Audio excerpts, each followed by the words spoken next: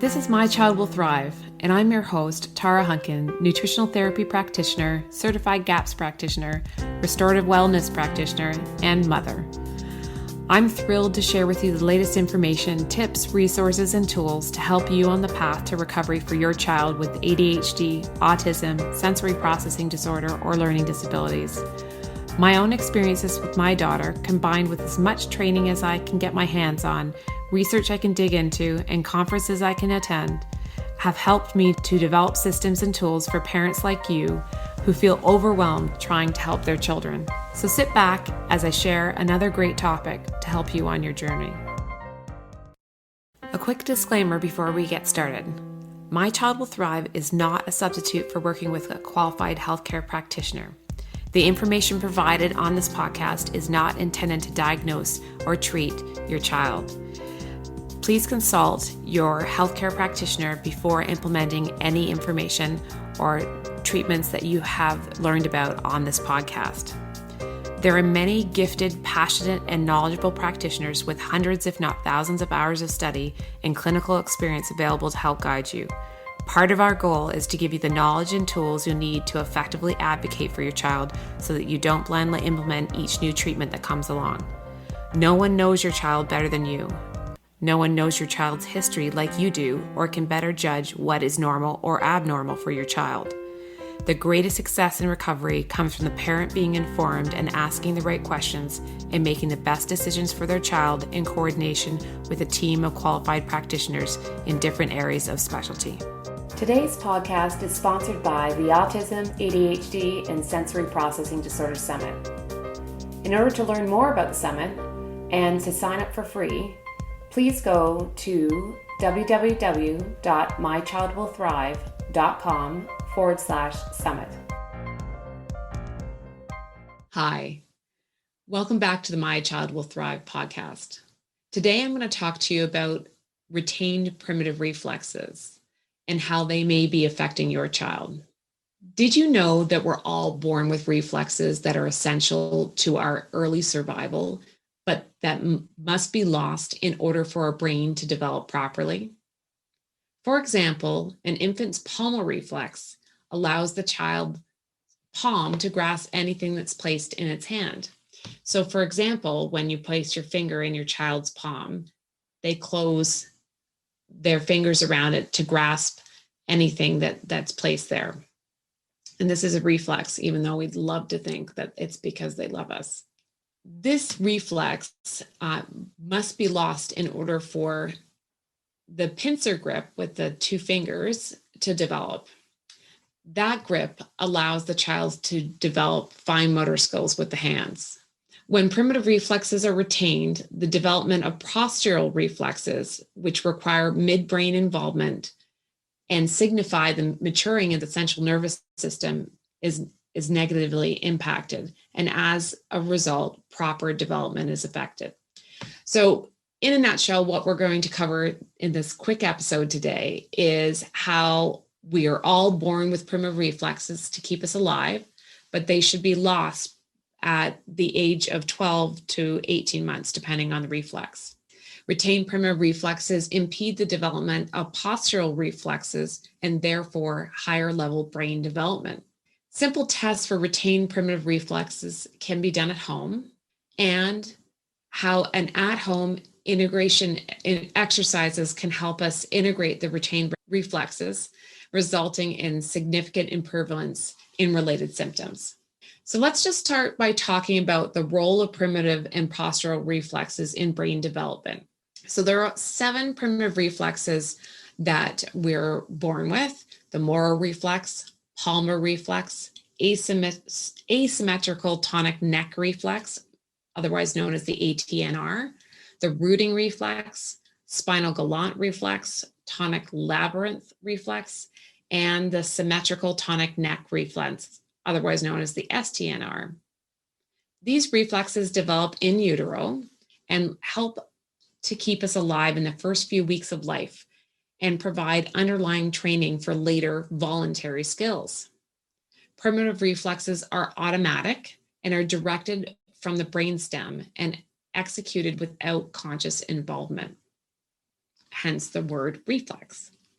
In order for later voluntary skills to develop, primitive reflexes must fade to allow for the appropriate development of the postural reflexes, which allow for a child to properly interact with its environment. It is this interaction with the world through sight, smell, touch, movement, and gravity that the brain continues to build appropriate neural pathways, leading to higher level brain involvement and skills. So Sally Goddard in her book says that primitive reflexes retained beyond 6 months of age may result in immature patterns of behavior or may cause immature systems to retain despite the acquisition of later skills. So let's talk further about the impact of retained primitive reflexes on brain development beyond what the quote that I just read from Sally. Let's look at an example of one retained primitive reflex that can impact your child's development and might be an underlying cause of your child's developmental symptoms. This reflex is the Moro reflex, which is developed in utero, as I mentioned before, and fully present at birth. And it's triggered in response, this reflex triggered in response to a sudden stimuli or a perceived threat. It's part of the infant's fight or flight survival response, which helps alert others and to summon them for assistance. So when the reflex is triggered, the infant will open its arms and legs away from the body and open its hands while taking a sudden inhalation or sudden breath in, and then momentarily pause and freeze sort of in that position, and then release the breath while the arms and legs close as if to give themselves a consoling hug. Again, this reflex is completely involuntary and it's activated at the brainstem level during birth. This reflex helps to open the windpipe. And in a normally developing infant, the Moro reflex is inhibited by 2 to 4 months of age. So what happens if the Moro reflex is retained beyond the 2 to 4 months of infancy? Your child will have an exaggerated startle reaction, which can present itself as hypersensitivity in one or more sensory channels. In other words, your child may overreact to stimuli like sudden noise or light or movement or bodily position. Your child will be constantly on alert. This overactivation of the fight or flight response will then impact all functions of the body tied to the adrenal glands, which will be overworked from continuous activation. High cortisol release from the adrenals will also result in inability to balance blood sugar levels and have negative impact and implications on energy levels and mood throughout the day. So you can see this huge cascade of effect of just this one retained primitive reflex. But let's talk about some of the long-term effects of a retained Moro reflex. There are many more than the ones I want to list here, but here are a few. Vestibular-related problems, such as motion sickness, poor balance, coordination. Particularly, these are seen during games where your child is playing with a ball. So things like soccer or baseball or volleyball or something to that of that nature. Ocular, motor, and visual perception problems. So that can be the ability to track eye tracking in terms of reading. It could be perception, depth perception. They often trip or on stairs or on uneven ground or something like that. They can have sensitivity to bright lights, difficulty shutting out background noise. So that's your child that sits in the classroom is unable to filter out the children around them and becomes overwhelmed with all the different conversations going on or has an inability to focus. Allergies and lowered immunity are also tied to this retained primitive reflex. This can present itself as asthma, eczema, or a history of frequent ear or throat infections. They can have an adverse reaction to drugs. They can also have poor stamina and a dislike of change or surprises in their life. So that's the child that doesn't transition well from one activity to another, or as they get older, they just would prefer to know what the expectations are and what's coming up, as opposed to have a surprise where people otherwise would love a surprise.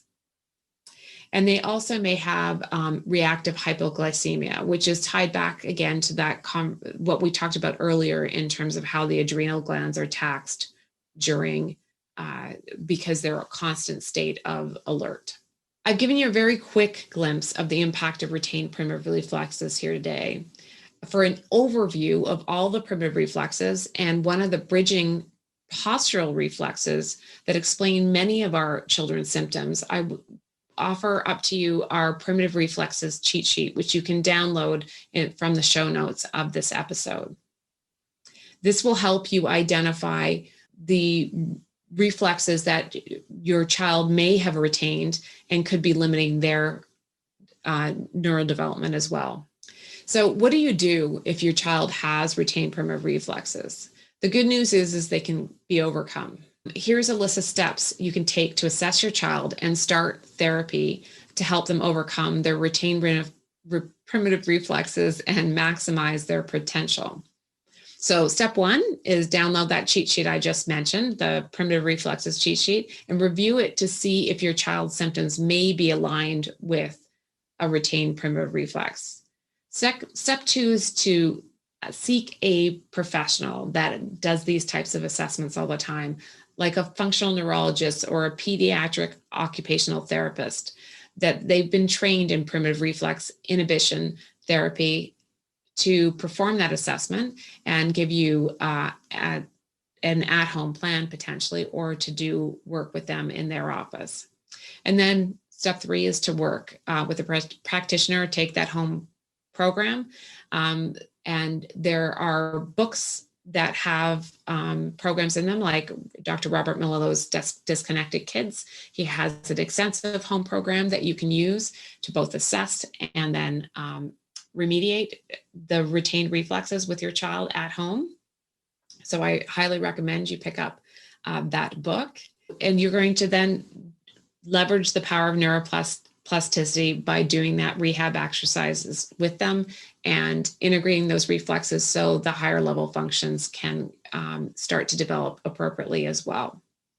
So again, I encourage you to go to the show notes and grab the free primitive reflexes cheat sheet and start on your way to addressing primitive reflexes with your child. So that's a wrap. Thanks for joining me this week on My Child Will Thrive. I'm so passionate about giving you the tools and information you need to help your child recover.